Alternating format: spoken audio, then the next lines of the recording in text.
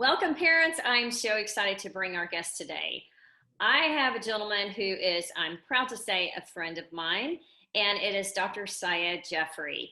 And Dr. JAFRI, he is a partner in Texas Digestive Disease Consultants in the Houston area, but he also wears a second hat. He is the founder and also radio host of Code Blue Radio.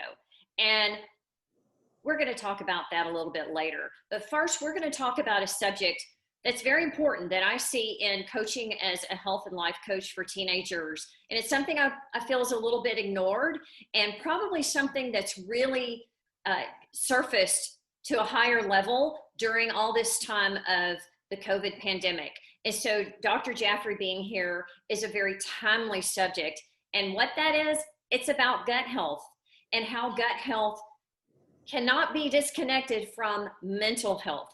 So welcome, Dr. JAFRI. I'm so excited that you're here. I know that you're going to provide amazing information and encouragement for parents out there. Thank you, Renee, and really appreciate you going through and in a time where it's a period where we may be not connected physically. We have some physical distancing, but it is through these types of avenue, these types of conferences that we are socially connected with each other. So I appreciate you doing this for the parents. And as a parent, I can understand the apprehension and the anxiety that the parents are having with children going to schools, going back to colleges, and the way the school teachers, or the administrators, or the janitors in the schools, in a way, we as physicians and nurses, and those who are in the healthcare field, we are frontliners, workers, but we tend to forget that there are, from folks who are working in the grocery stores or to the teachers and everything else. So when you're talking about teenagers, it's like typically, I don't know whether the parents or the mothers particularly get more anxiety and butterflies in their stomach, or is it that young kid who, after spending the summer, at the parents' house, suddenly does his 12th grade graduation and they go out of college. Or it could be, having great habits at home, but then, you go out and, you have the food that you eat. Yes. That's right. So, that's right. And unfortunately, the drink too. So right.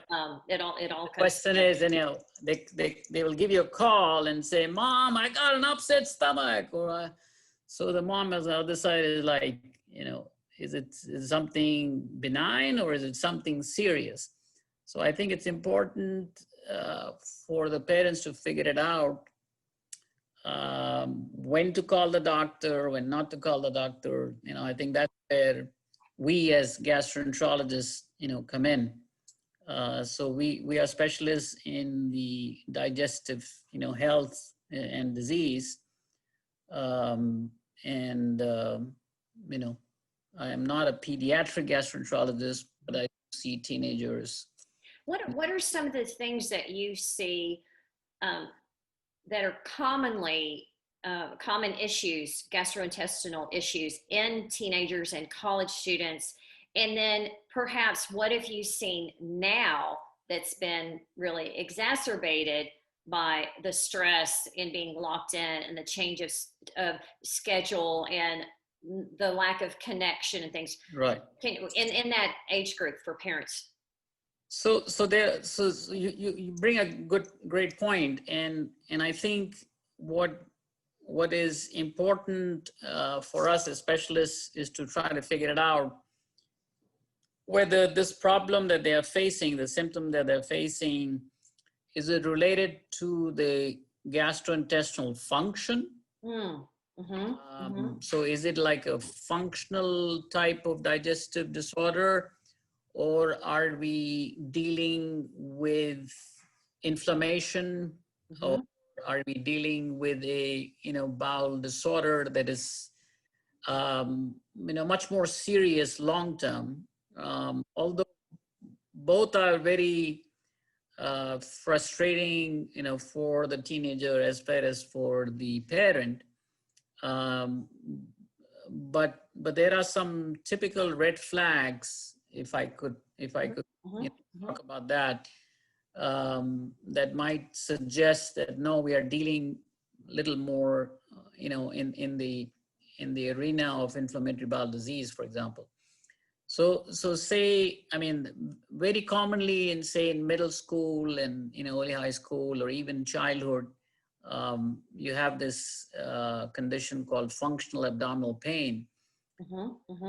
Child would have severe, abdominal pain. They miss school. They could have some effects on their grades and stuff. And so you go to your pediatrician, or you go to your primary care physician, and typically they will find no real physical cause, as well as they will run some basic blood test, and they might find that they would not have an obvious cause for it. And what the child is actually facing is the effect of either stress or diet, and how that is interacting. So whenever we say butterflies in the stomach, it's truly it's not just a metaphor but a true thing, because the gut is your second brain. Your serotonin, majority of your serotonin is produced, in the gastrointestinal tract. Same thing happens in young adults, if they have some issues with relationships, or if they are having issues being confined to home. So if they have underlying anxiety or depression, and sometimes that is manifested, with gut. So if somebody is concerned, the question is, what makes them go into further investigations or not? Right. So an abdominal pain that happens with either food or stress, or a little bit of a bloating, change a little bit of bowel habits, but then do your stool studies, you do your blood test, preliminary plain x-rays and stuff, things are all okay.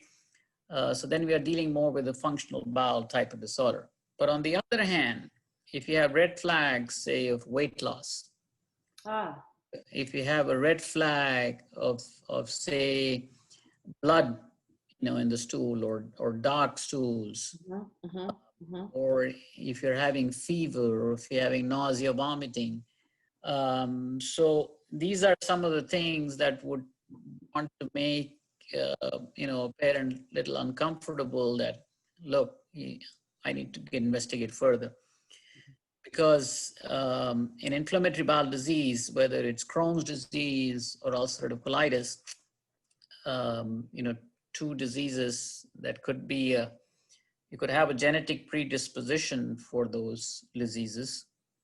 They tend to also occur in young adults.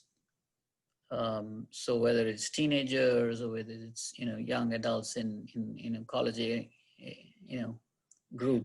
I wanted to ask you, doctor, about you mentioned about the serotonin, that the huge majority of is produced in the digestive tract. Is that what you said? So right, can yes. you tell us exactly what serotonin is and what its function is in the body? It's basically a gastrointestinal hormone, and so So, I mean, the gastrointestinal tract is made up of smooth muscles. It's innervated by its own nerves.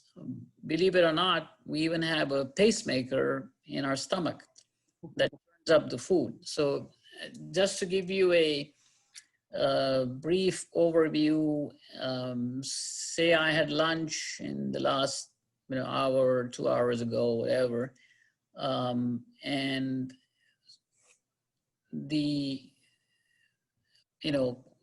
the great smell that was going on while things were being cooked, that brings up my appetite, and that increases the saliva, and so I get it, and then I eat my good food, masticate it down. The esophagus is just propulsing and pushing things down. Okay. In the stomach, upper portion of the stomach is where all your liquid tends to stay. But the lower end of the stomach, it is called as the antrum, it's typically working like a hand mixer. And that there's a pacemaker that is in the part of the stomach, which is sending signals, and it's churning up the food and makes into small, tiny little pieces. And that goes into the small bowel. That's where the juices from the pancreas come in. That's where the liver produces bile, and they all come in together, and that's where all the digestion occurs. So all of that thing is not only related to your smooth muscle, gastric juices, but there are tons of different types of gastrointestinal hormones that are affecting not only from your appetite, right, to your stomach, to your hormones from the pancreas and in the bile ducts, as well as in the gastrointestinal tract itself. So there are a host of hormones, not just one.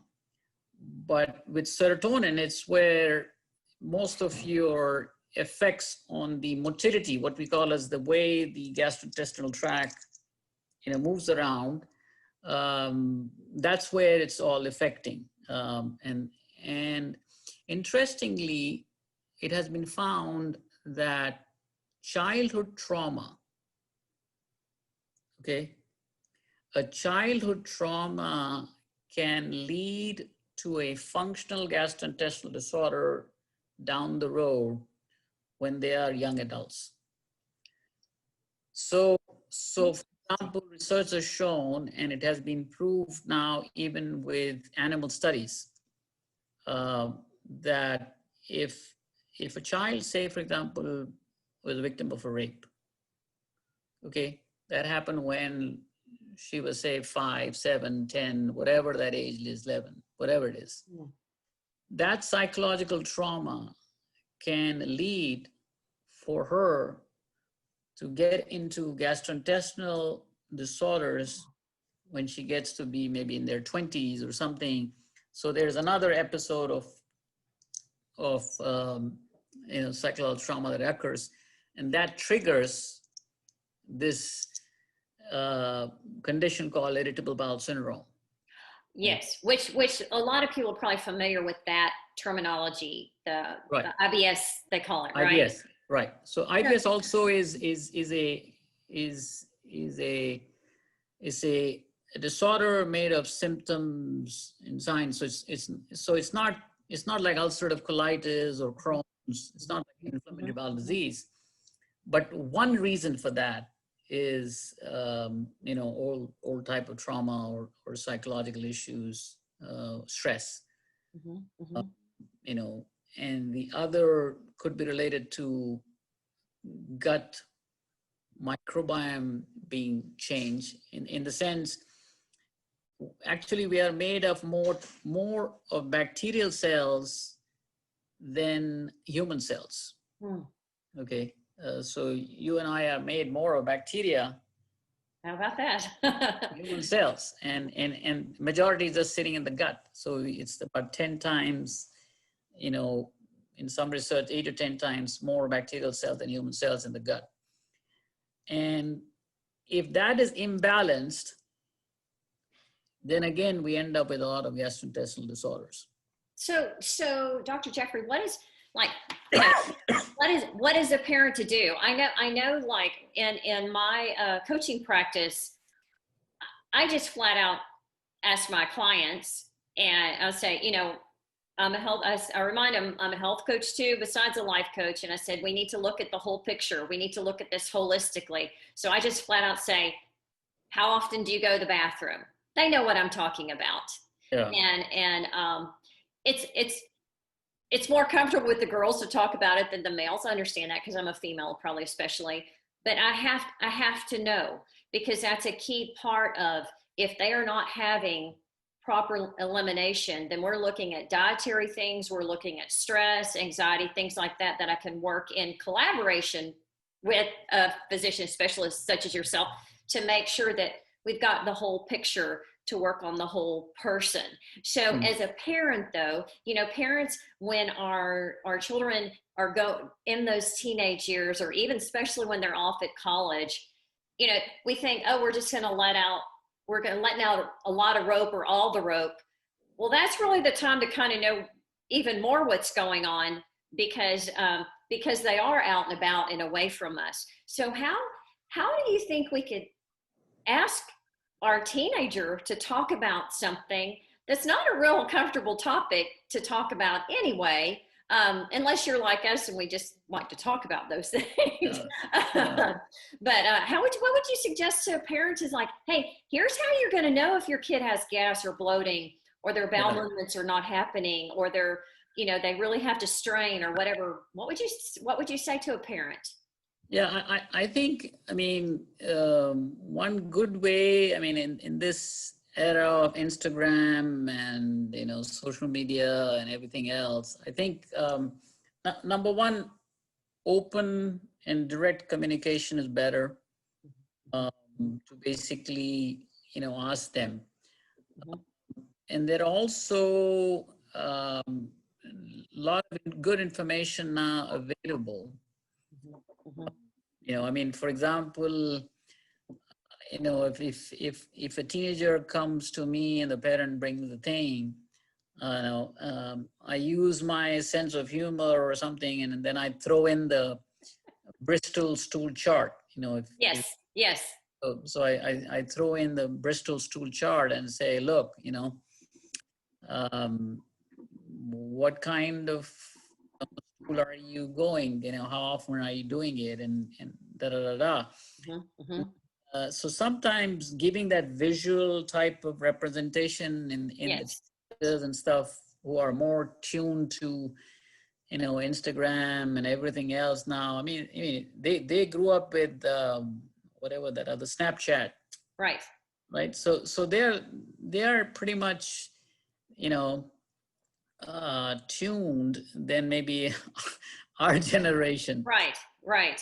Yeah. Not a lot phases them, I think. Yes. So definitely. Can you spell and I'm familiar with the Bristol stool chart. Can you spell that for us? Bristol. Okay, and they could just Google that, and they could they can Google that. Find it on Pinterest. Right. And you so I can tell you a story. You know, my practice is in the NASA area. Okay. So one of the gentlemen had come in, and he has had chronic constipation and stuff. So I said, okay, here's the chart. Give me 2 weeks of data of your bowel habits, your food intake, and then your emotion. You know, these things. Try to connect it. And being a NASA scientist and engineer, next time he comes in, he's got all these bars and graphs for me. And I like, you know, on Wednesday, I had a stool, Bristol 3, and so people can get into all kinds of stuff. Oh, goodness. Yeah. That's funny, because I lived down there, for a long time in that area, and I can see that happening. But it was quite informative for you. You probably didn't have a lot of questions about exactly what was going on in that guy's life. So just they need to. So maybe if the parents, you could even do it a little. Find the chart, right, and even print it out or something, because you probably need a visual more than just on your phone. I don't know. And print it out and say, hey, can you just look at this and see kind of, what's going on with your bathroom habits, and let mom know if there's anything that seems more prevalent or a little off to you, and go from there. If they have the personality that they're not as open to something like that. Because I will tell you, well, this, it's silly for me to say, but this is that if they do not have good gut health for whatever it is, gas, bloating, loose stools, constipation. A lot of teenagers I know now that I'm coaching seem to be dealing with constipation. They know what it is. And well, when they're dealing with that, they don't necessarily tell anybody else, or they go, oh, they just take something. Yeah. Because of that, it might cause, and usually does cause it can cause some, well, you tell us what it causes. Tell us how it affects them mentally. I see how it does, but you tell us as a physician. Yeah. So first of all, constipation, let's talk constipation. Okay, let's do. Constipation, you have to figure out whether, number one, is it something recent, or something that sometimes a parent can say, oh, even as a child, that person had it. They had an issue. So the question is it something recently happening because the teenager was put on certain medication, say, for example, or some other disorders or other health issues? That is a kind of common thing. Second thing could be that their diets have changed, so if they are going into a change in diet, or if there is a change in emotion, or is it medication? So if once you have ruled those things out, then the other question will be, is it something metabolic? If a teenager thyroid function is not well, if they are low thyroid, that can also lead to constipation, or if there are other hormones or issues related to that. Once you have ruled that out, then you need to kind of go through an issue of, are we dealing with lack of fiber? Not enough fiber in their diet? By fiber, we need fruits, vegetables, grains, legumes. A typical woman should be taking about 20 to 25 grams. A typical man should be taking 30 to 35 grams. In layperson's terms, you're talking about 6 to 11 servings of fruit, vegetables, and grains. In an average, American, we eat about maybe 10 to 15 grams. Wow. So it could be as simple as that kind of thing. Other common thing that we see in young adults, particularly women, for whatever reason, their brain rectal communication kind of goes out of whack. Really? At about what age are you seeing this typically? In their late teens, early 20s. Wow. There's a condition called pelvic dyspnergia, or the other layperson term is called anismus. I don't want to get into too technical. But, imagine, you have like, this is the kind of the sigmoid. The reason sigmoid, the colon. The reason the rectum is called rectum is because it's straight, rectus in Latin, I think. And then the sigmoid is where it's curved. So there are muscles there that are a different angle at which, so at the right social environment, you go in and you defecate. Okay. If there is, and that is intricate in the sense our whole gastrointestinal system is made of different doors, called as sphincters.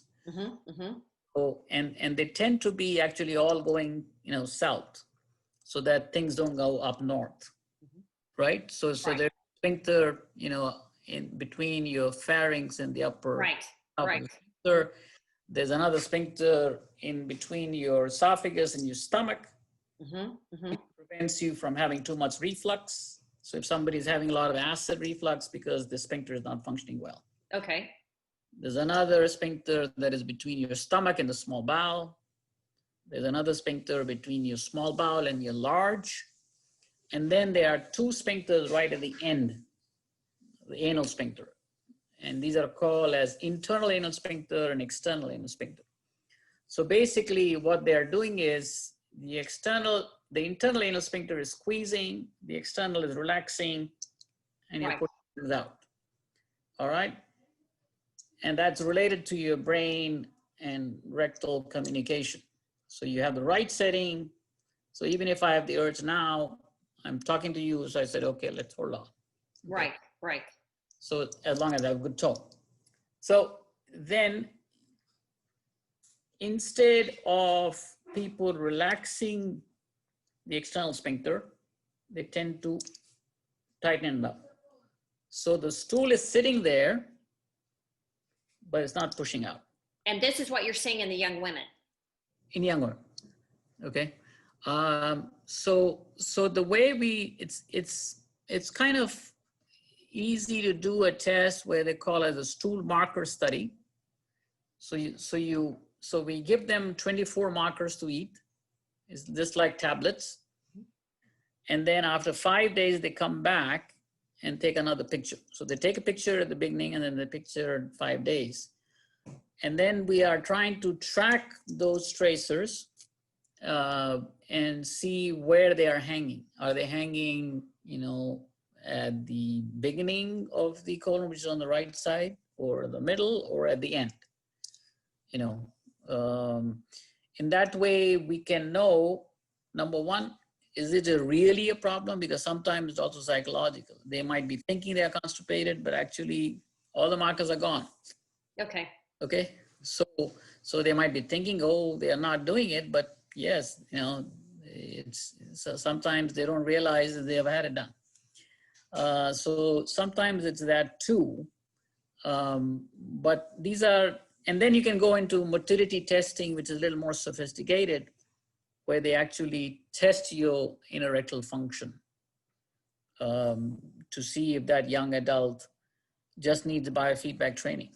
And how common is this? It's unrecognized.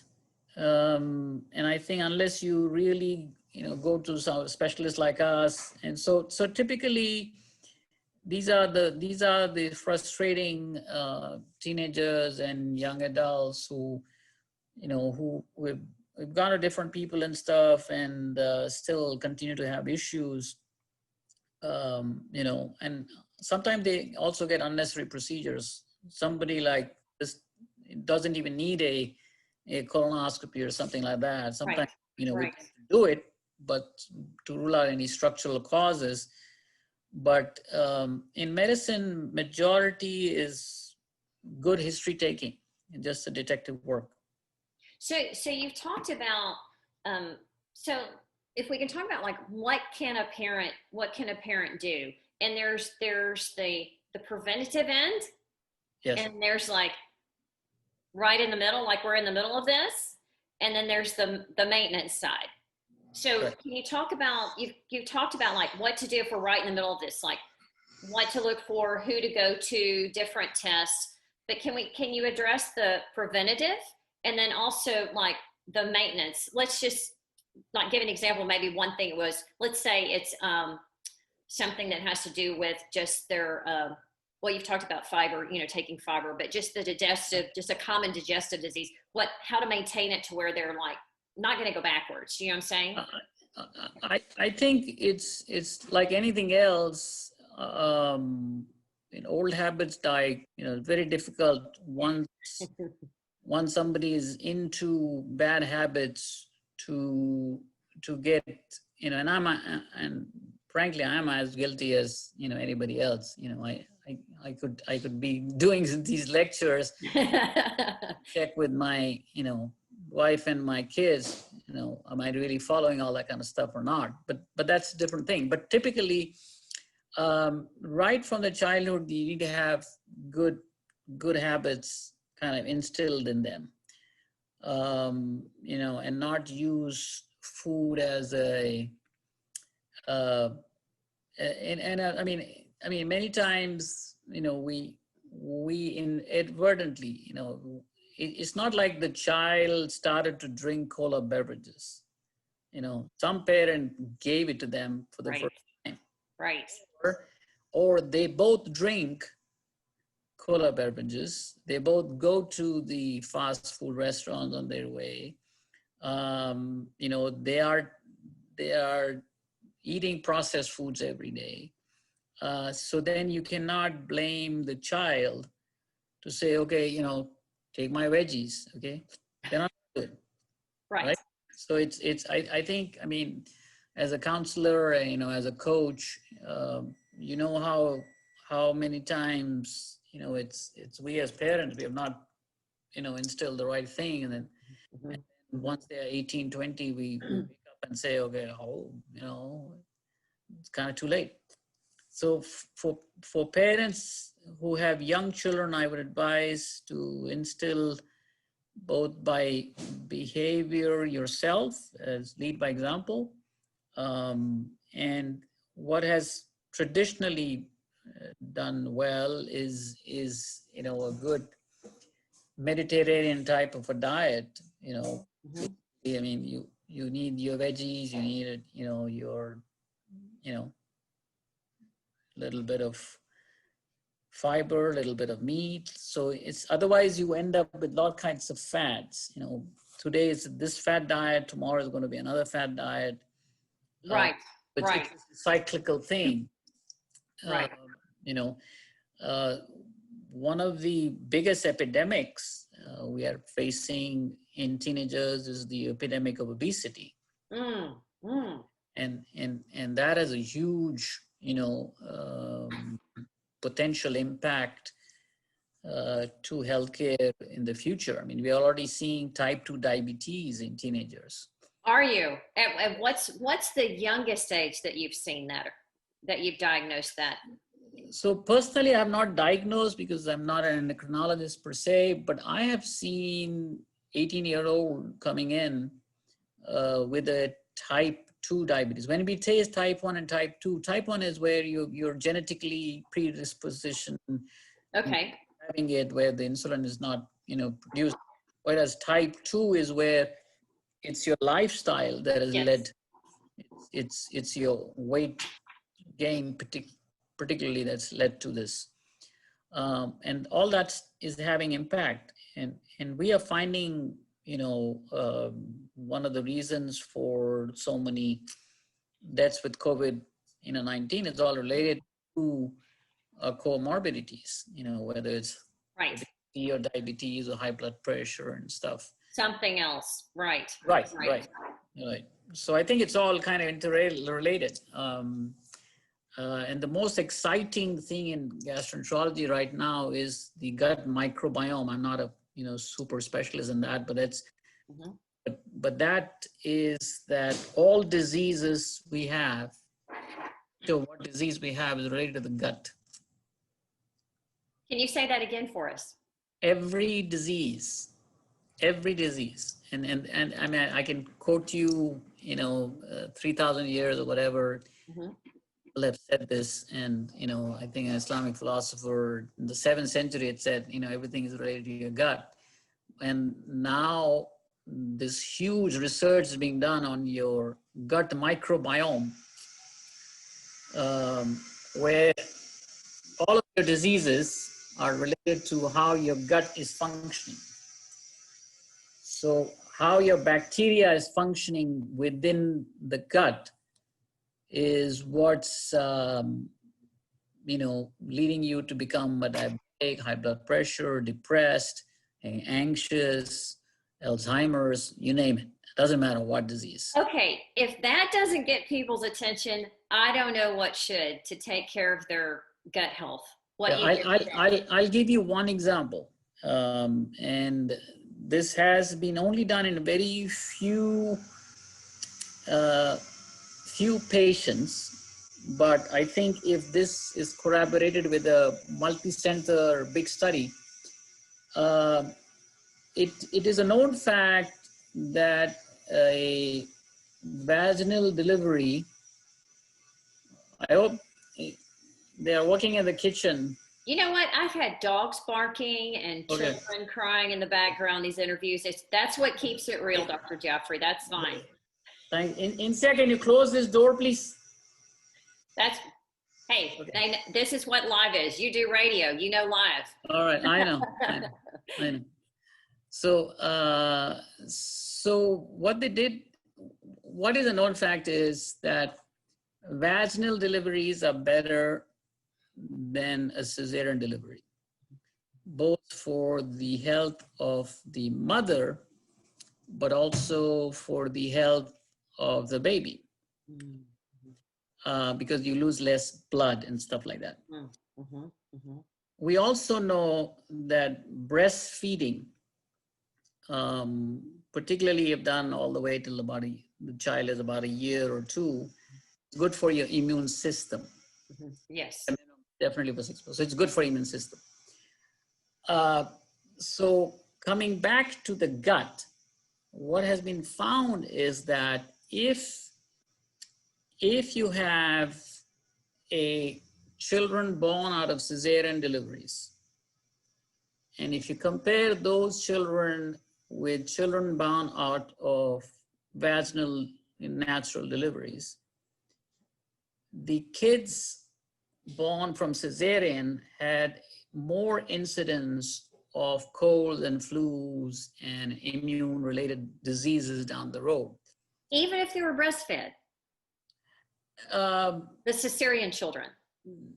I don't know that's a good point, and I don't want to, say, but when they compared these two, so what they are finding is that their gut flora is different.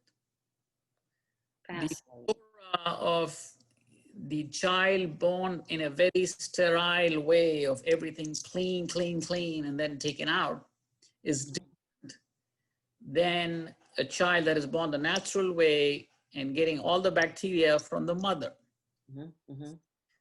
To the point that immunologists did studies where they took the swab of the mother's vagina and placed it as soon as the child was born. And then they checked those children who did not have it and those who had it, and found that their immune markers are better in kids who had the swab. Fascinating. I would love for you to share that link with me, and I will share that with the parents. That is a fascinating study. It's a very small study, but it's really fascinating. Suggesting that the mother is actually transferring, her immune, function and everything through the natural means. That's amazing. So I want to ask you about a couple of things, and then we're going to move into the second half that you wear. Yeah. Let me finish one more on the gut thing. Sure, absolutely. From the microbiome, prebiotics are good for you, and probiotics are good for you. Antibiotics are not good for you. Yes. Okay, unless you really need it. Okay, well, what I'm trying to say is, as a parent, sometimes we go in and we plead to our pediatricians, this kid has a sore throat, I really need that antibiotic because the kid has to go to school, whatever it is. If the kid does not have a strep throat or whatever bacterial infection, it's usually viral, it's going to go away. If you keep on giving that child antibiotics every 3 months, every 6 months, every 8 months, the gut to have a dysfunction because you have changed the bacterial flora. For a long time, right? For a long time. A long time. Yes. Yeah. And the more, and if they take a lot of antibiotics between 0 and 18. Yes. Yes. So a lot, yeah. That's another thing I think, you know, that's important to keep your gut microbe flora healthy. So appreciate you saying that, because I absolutely, I've seen that with people that I know that that, you know, antibiotics are, they're quite they're readily prescribed, let's just say. Yeah, And but so, I mean, you know, if you're a busy pediatrician, a busy doctor and stuff, and they come and bug you all the time, you say, okay, come on, take it. so a busy doctor can give a patient a pain in the gut. So that's a great segue into, you said prebiotic, probiotic. That's what I wanted to ask you last in this segment, is that you, what do you recommend as any kind of supplementation? Obviously, the best way to get the fiber is through the nutrition. But let's just say the parents aren't going to buy the groceries that they need, or the kids aren't going to eat that or something. Is there, do you know of a, do you recommend fiber supplementation? And then also, it sounds like you're recommending prebiotic and a probiotic. Yeah, so again, it will depend on, I mean, for somebody with no real symptoms and stuff, just eat your normal diet, you know, don't overindulge in your processed foods. I think, you know, the two things that are killing Americans today, forget about COVID, are processed foods and cola beverages. Okay. Mm-hmm. Mm-hmm. Both of them ideally should be banned, but it won't happen because you have a huge food industry. Mm-hmm. Because I think, you know, a lot of cancers and stuff are down the road are happening because of the processed food and stuff. Same thing, the epidemic of obesity could easily be linked with fast food and cola beverages and stuff like that. So a healthy diet, you know, whatever, you know, it may be different from one culture to the other, but basically to replenish your bacteria, nothing like eating Greek yogurt. Okay, Greek yogurt, all right. Yeah, you know, it doesn't have all the sugar in it, because there are some that are quite delicious, but they're full of sugar. So you got to read the label. Yeah, you have to be careful about that. Right. Yeah. You know, I mean, I typically say anything white is not good. You know, white potatoes. I say that too. That's hilarious. Yeah. White sugar, white potatoes. You know, white flour, white rice. White rice. You know, so make your dish. I mean, make your plate colorful.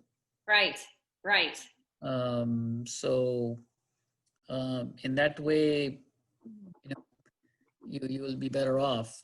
It takes time. I mean, I love white rice because I'm from South India, and you know, we all love white rice. Yeah, I love the way I've eaten it in your the way you fix it too. So what my wife was doing was just introducing me. So she would mix the brown rice with the white rice, or would mix the quinoa with, you know, with rice. So she tried to kind of, to the point that now I can eat, you know, and do fine with it. She's weaned you off the white rice. Yeah. So especially refined white rice. Right. So let's move into your second hat, because I've had the pleasure of being your guest several times on your radio program. And I will tell you, parents, that you really need to tune in to Code Blue Radio, and it's on Saturday mornings, and Dr. Jafri is going to tell you a little bit more about that, because he has a great sense of humor, and he's a lively host. He has a huge array of guests. So tell us how you even decided to just go, oh, you know what, I'm a really busy physician, but I think I'm just going to go do this too on the weekends. Yeah. So, I mean, I am more of a news junkie, and I'm more of a talk talk radio type of a person rather than, just listening to music, while driving and this and that. So I was listening to one of the local health radio shows. And one of the patients had called in and she had some GI issues. And that show is actually run by a gynecologist. And I mean, typically it was a little complicated type of gastrointestinal problem. So I just picked up the phone and I called the station and I said, help me. I know about that. I know about this. So she did like a three-way thing. So yeah. So the patient is on the other side, the radio host and me on the other side. So then she approached me and said, we get a lot of this GI stuff all the time, why don't you come as a guest? So I went there and we had fun. And then I realized, it's fun. And then she would go on vacation, she would ask me to kind of, host. So I did 1 or 2 times.